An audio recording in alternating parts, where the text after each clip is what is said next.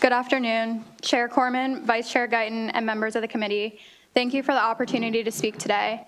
My name is Kimmi Lyons, and I serve as a board member of the Maryland Farm Bureau. I represent Harford, Baltimore, and Cecil counties. My family owns and operates Highview Farms, which is 4 generations strong. On our farm, we raise 100 head of cow-calf pairs, and after weaning, the calves are fed with feed from our own crops. We then sell our beef in our own on-farm market, other various retail locations, and to some local restaurants. Feeding our community with fresh and local products has always been our passion, but it hasn't been easy, much like it is for farmers across the state. I wanted to speak on 3 of Maryland Farm Bureau's priorities for this legislative session. Maryland agriculture depends heavily on long-standing state programs that keep farmland viable, productive, and environmentally responsible. 2 in particular, the Cover Crop Program and the Maryland Agricultural Land Preservation Foundation, also known as MALF, are cornerstones of our success. Unfortunately, due to budget constraints, these programs were reduced last year. The Cover Crop Program is one of the most effective water quality tools in the entire Chesapeake Bay restoration effort. Farmers participate at high levels every year because they are good stewards of the land, and they know it protects soil health, prevents nutrient loss, and improves long-term productivity. Consistent funding ensures that this program remains reliable and accessible. These practices require significant economic input, and without state funds helping to alleviate the cost burden, participation in cover crop will decline. If we want continued progress on the Bay, cover crops must remain a priority. Similarly, MALF is our state's most successful ag land preservation program. It keeps farmland in production permanently, provides fair compensation to farm families, and maintains the rural landscape that so many Marylanders value. But demand for participation is outpacing available funding. If we want to keep farms as farms and not watch them get pushed out by competing land uses, MALF must be protected and re-strengthened to help reach the state's preservation goals of 40% by 2040.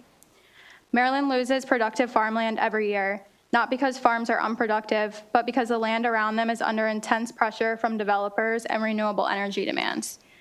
We recognize the state's goals for renewable energy, but large-scale solar and related infrastructure are increasingly placed on prime agricultural soils.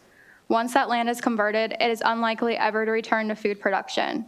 We encourage the state to prioritize rooftops, brownfields, industrial areas, and marginal lands for renewable energy development before consuming farmland that cannot be replaced. In one of the bills passed last year, it would require 5% of a county's priority preservation area to be transformed into large-scale solar. In Harford County alone, that's 110,000 acres of priority preservation, which would equal 5,500 acres of solar panels, which is equal to 4,200 football fields. Multiplied across the state, farming would no longer be the #1 industry. 40% of Maryland's farm is also leased by the farmers, which takes the control to sell for solar out of our hands. Many counties are willing to contribute acreage or rooftops of solar as long as it is not in our prime agricultural land. With major transmission lines expansions anticipated to meet energy demands, farmland is again at the center of the impact. We ask the state to work closely with farmers on routes, compensation, and protections for farm operations when eminent domain and right-of-way decisions are made. We understand the demand our state has for energy, but farmers cannot afford to give up land to make that happen, and neither can the consumer. Finally, I want to highlight a problem that nearly every Maryland farmer raises: uncontrolled deer populations. Deer damage is one of the most significant economic losses on farms today.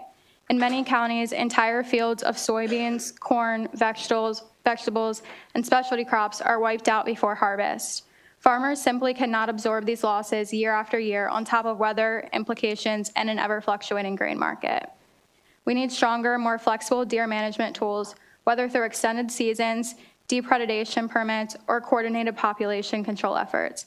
This is both an agricultural issue and a statewide environmental issue, as overbrowsing harms forests, native habitats, and road safety.